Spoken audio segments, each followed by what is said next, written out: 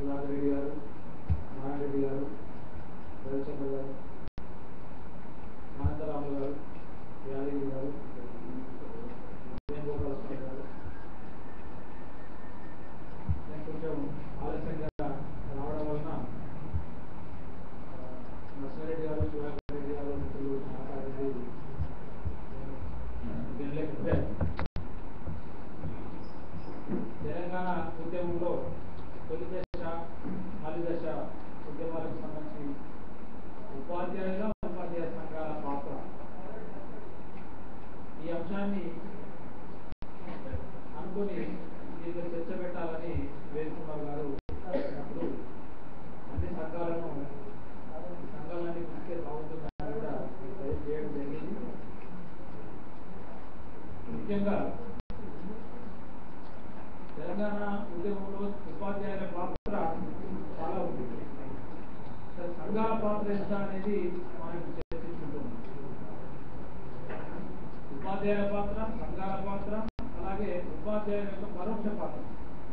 ఉపాధ్యాయులు ఉద్యమంలో పాల్గొనడం, సంఘాలుగా ఉద్యమంలో పాల్గొనడం కొంత తక్కువే కావచ్చు, కానీ ఉపాధ్యాయులుగా 68లో కానీ లేక అంతకుముందు ఉన్నటువంటి 52 గురించి ఉద్యమంలో కానీ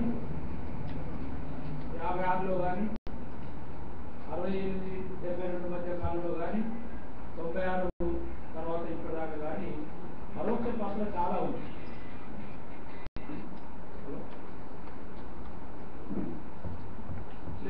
ఒక అరగంటలో వస్తాను. అరగంట సరే అరగంటలో చేస్తాను.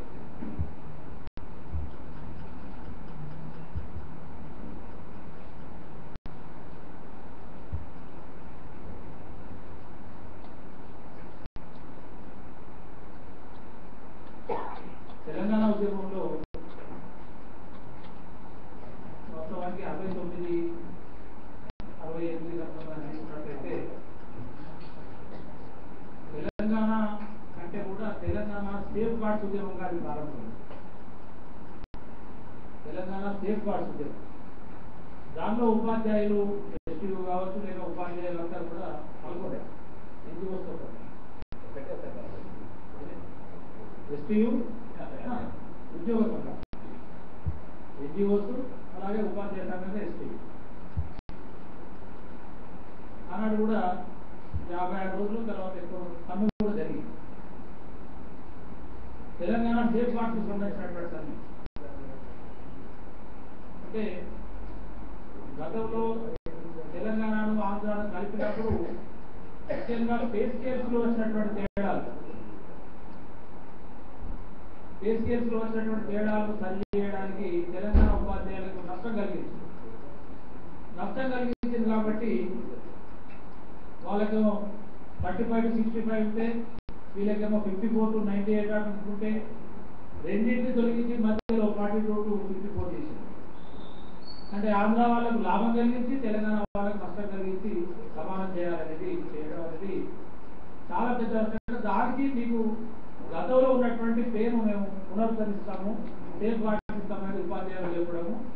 అట్లాగే ఉద్యోగుల్లో కూడా అనేక రకాలుగా తెలంగాణకు సంబంధించినటువంటి సేఫ్ గార్డ్స్ ప్రకటించడం అనేది 56 నుంచి 59 దాకా జరిగింది. 59 కేసులో మీ నష్టాన్ని సంబంధించినటువంటి కాంపెన్సేషన్ ఈ రకంగా చేస్తామని చెప్పి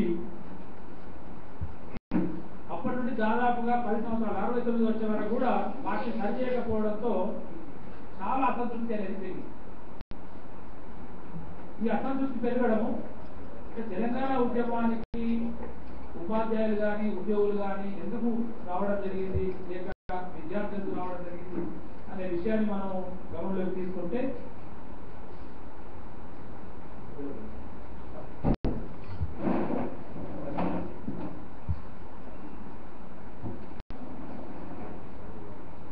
తెలంగాణ ఉద్యమానికి ఈ ఒకటి రెండు కారణాలే కావు, చాలా కారణాలు ఉన్నాయి. 65 నుండి మొదలుకొని 65-66 నుండి మొదలుకొని ప్రపంచవ్యాప్తంగా చాలా పెద్ద సంక్షోభం అనేది ప్రారంభమైంది. చాలా పెద్ద ఆర్థిక సంక్షోభం. మొట్టమొదటిసారి మన రూపాయి విలువ గణనీయంగా పడిపోయింది. డాలర్తో లెక్క పెట్టుకున్నప్పుడు సమానంగా ఉన్నటువంటి విలువ కనీసం ₹6 అయింది 66. IMF నుంచి మనం దాచుకున్నటువంటి బంగారాన్ని ఆ నిల్వలను మనం వాపసు తీసుకున్నాం. ఈ కారణాలతో పాటుగా 67లో పెద్ద ఎత్తున ఆనాడు జరిగినటువంటి అరబ్ ఇజ్రాయెల్ యుద్ధం పెద్ద ఎత్తున ధరలు పెంచి ఒక పెద్ద సంక్షోభానికి దారితీసింది.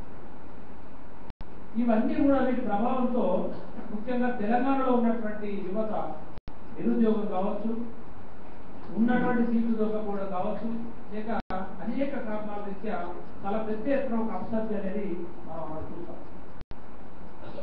దానికి తోడుగా ఆంధ్ర పాలకులు హామీ ఇచ్చినట్టు మేరకు ఉద్యోగుల్లో ఉపాధ్యాయుల్లో వాళ్ళు ఇచ్చినటువంటి హామీలు వేటి కూడా అమలు చేయలేదు. ఆ సేఫ్ గార్డ్స్ అమలు చేయలేదు, ఏం చేయలేదు. కాబట్టి సేఫ్ గార్డ్స్ అమలు చేయండి అనేటువంటి ఉద్యమంలో ఉద్యోగుల పాత్ర ఉంది, అందులో ఉపాధ్యాయుల పాత్ర కూడా అద్వితీయమైనది. చాలా బ్రహ్మాండమైనటువంటి సమ్మె చేయడం జరిగింది. మేము అప్పుడు డిగ్రీలో స్టూడెంట్స్గా ఉన్నాము. లెక్చరర్లు కూడా పెద్ద ఎత్తున సమ్మె చేయడం పాల్గొనడం జరిగింది. అలాంటి సందర్భంలో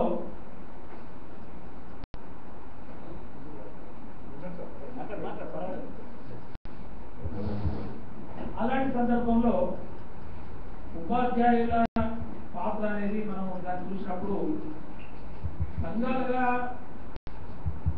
పాత్రను మనం కొంత పరిమితంగానే చూడాల్సినటువంటి పరిస్థితులు.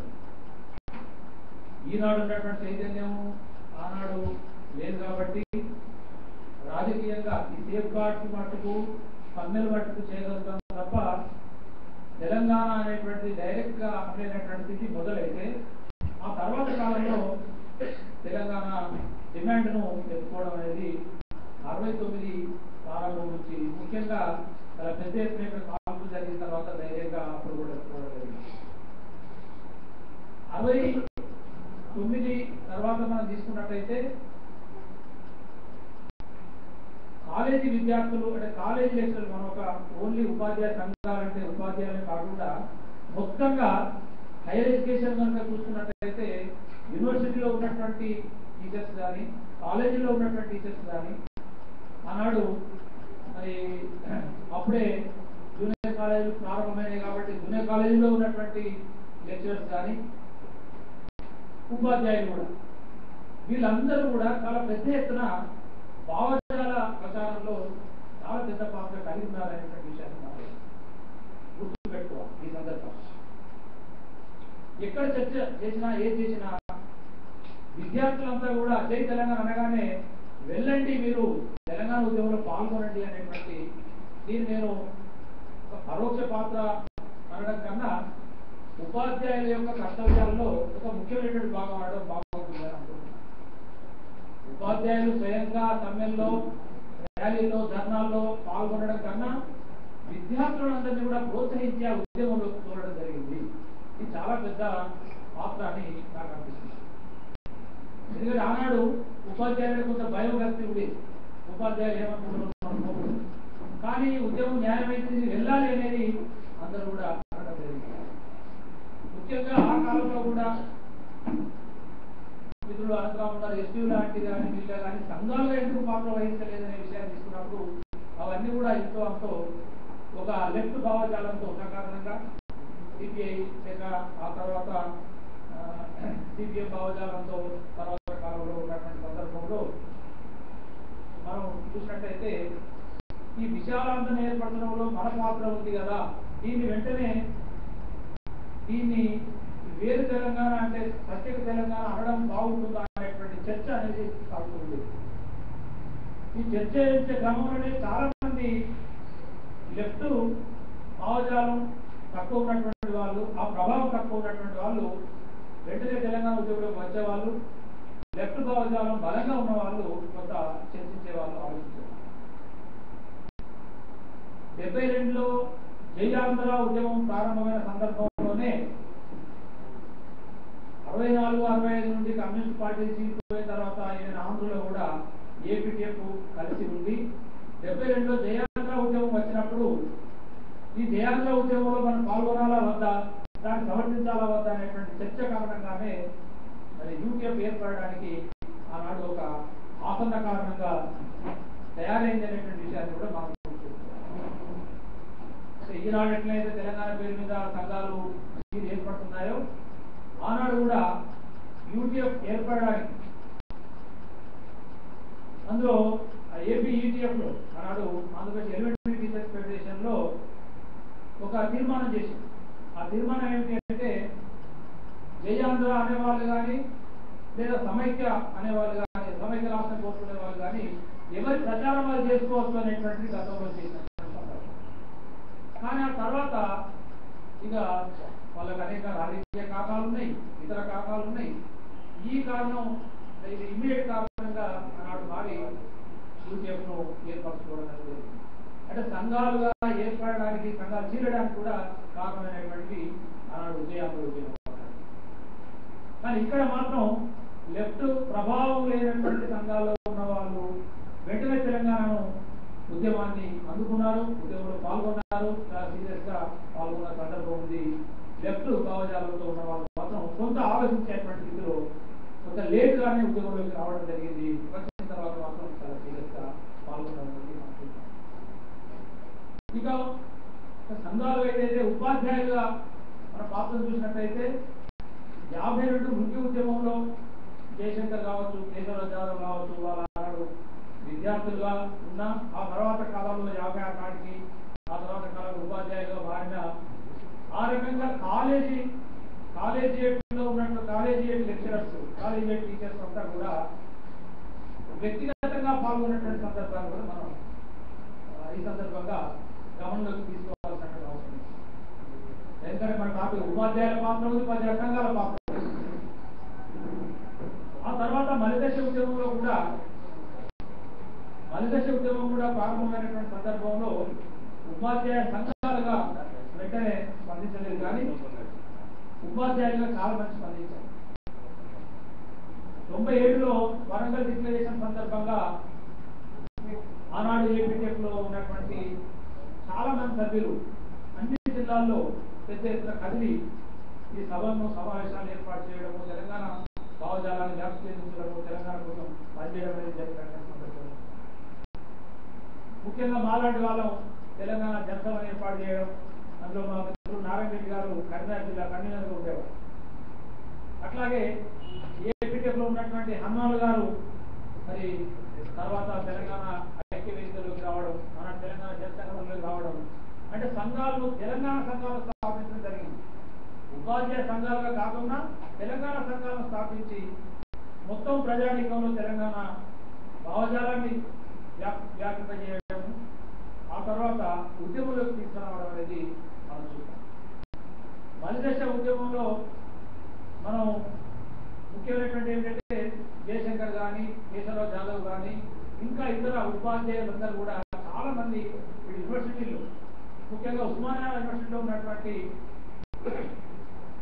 Telangana forum, university forum, Osmania university forum for Telangana పేరు మీద ఉన్నటువంటి సంస్థలు, అట్లాగే ఇంకా ఇతర వ్యక్తులు కూడా చాలా మంది ప్రొఫెసర్స్ కూడా తెలంగాణ ఉద్యమానికి ఊపిరిలూదిందనేటువంటి విషయాన్ని మనం హైయర్ ఎడ్యుకేషన్ లో ఉన్నటువంటి వాళ్ళు చాలా మంది కూడా తెలంగాణ కోసం పనిచేసినటువంటి పరిస్థితి ఉన్నది.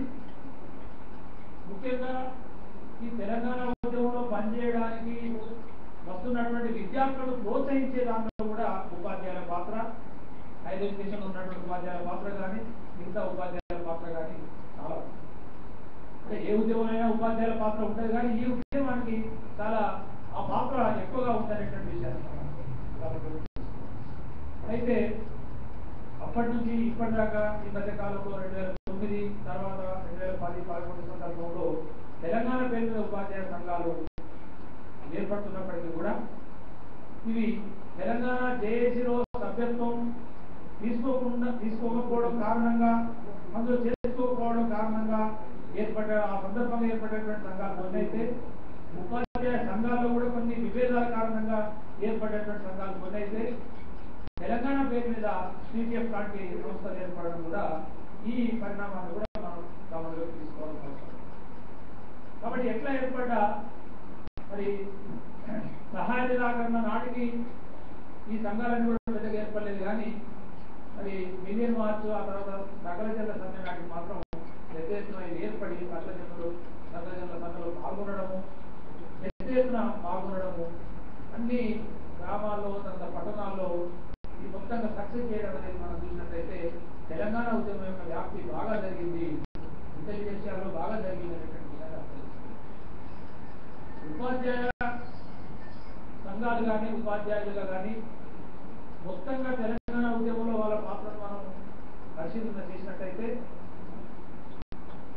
ఒక భావజాలానికి సంబంధించినటువంటి వాళ్ళు మేడం అన్నట్టు మార్క్సిస్ట్ భావజాలంతో ఉన్నటువంటి వాళ్ళు వాళ్ళ తెలంగాణ విషయంగా వాళ్ళు వాళ్ళ రాజకీయాన్ని ఆ మార్క్సిజాన్ని కనుక సరిగ్గా అధ్యయనం చేసినట్టయితే, సరిగ్గా దాన్ని అర్థం చేసుకున్నట్టయితే గాడిద పీడిత వర్గాల కోసం పనిచేసేటువంటి మార్క్సిజాన్ని వాళ్ళు ఎక్కడెక్కడో ఏదో ఉన్నటువంటి ఉద్యమాలన్నింటినీ కూడా సమర్థిస్తారు తప్ప తెలంగాణ విషయం వచ్చినప్పుడు మాత్రం సమర్థించడం లేదనేది చాలా సమర్థం. ఎక్కడనో ఈస్ట్ తైమూర్ కావచ్చు, లేక కొసావో కావచ్చు, అనేక ఉద్యమాలను సమర్థించే వాళ్ళు తెలంగాణలో వాళ్ళకి న్యాయం కనబడదు. అంటే వాళ్ళ పార్టీ కనబడలేదు, వాళ్ళకు కూడా కనబడలేదు అనేది అర్థం చేసుకున్నట్టయితే ఒక్క ఆ సంస్థ తప్ప ఆ సంస్థ నుంచి కూడా కొంతమంది ఇండివిజువల్స్ పీకేపీ చేసిన వాళ్ళు ఉన్నారు. ఇండివిజువల్స్ గా చేరడం వేరు, సంఘాలుగా పాత్ర వహించడం వేరు. ఈనాటికైనా కానీ మరి ఉపాధ్యాయ సంఘాల్లో ఒక ఐక్యత అనేటువంటిది మరి రావడం లేదనే విషయాన్ని కూడా మనం దృష్టిలో పెట్టుకున్నట్లయితే రాజకీయపరమైనటువంటి ప్రయోజనాలు లేక ఇతర ప్రయోజనాలు ఎక్కువగా ప్రాధాన్యం వహించినప్పుడు ఇలాంటి ఐక్యతలు సాధ్యమయ్యేటువంటి పరిస్థితి ఉండదు. కాబట్టి ఖచ్చితంగా మనం ఉపాధ్యాయ సంఘాలన్నింటినీ కూడా ఐక్యం చేయాల్సిన అవసరం ఉంది.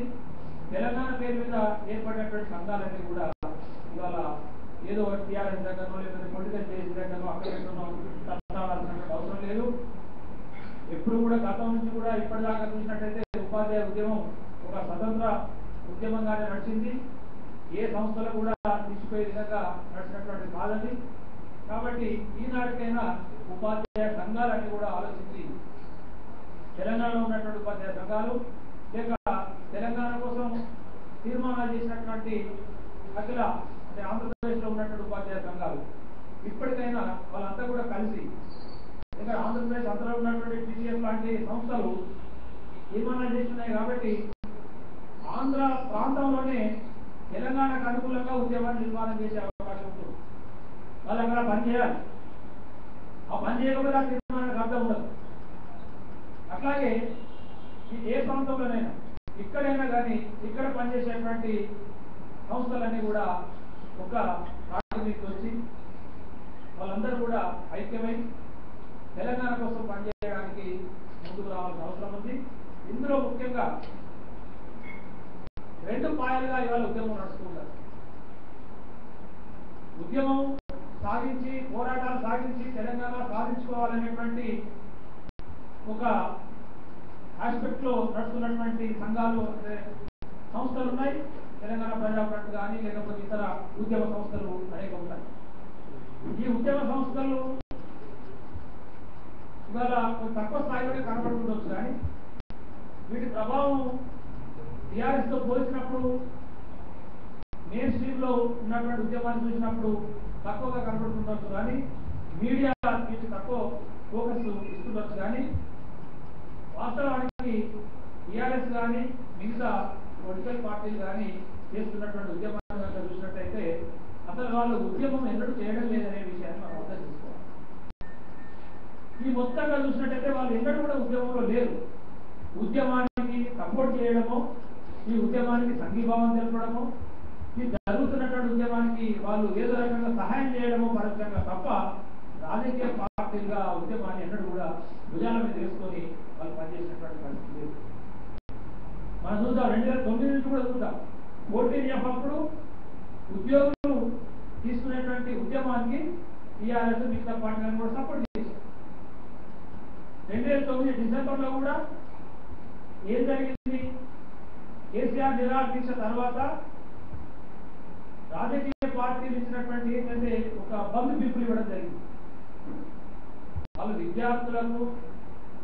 విద్యార్థులు సమర్థిస్తూ విద్యార్థులకు మద్దతుగా వీధుల్లోకి ప్రజలు తీసుకురావాల్సినటువంటి రాజకీయ పార్టీలు టీఆర్ఎస్ కావచ్చు, లేకపోతే కాంగ్రెస్ సెక్షన్స్ కావచ్చు, లేకపోతే ఇంకా బీజేపీలో సెక్షన్స్ కావచ్చు, ఎవరైతే తెలంగాణ మేము అనుకూలం మేము తెలంగాణ చేస్తామని అంటున్నారో వాళ్ళు ప్రజలను రోడ్ల మీదకి తీసుకురావాల్సినటువంటి అవసరం ఉంది. విద్యార్థులకు మద్దతుగా, కార్మికులకు మద్దతుగా, ఉద్యోగులకు మద్దతుగా.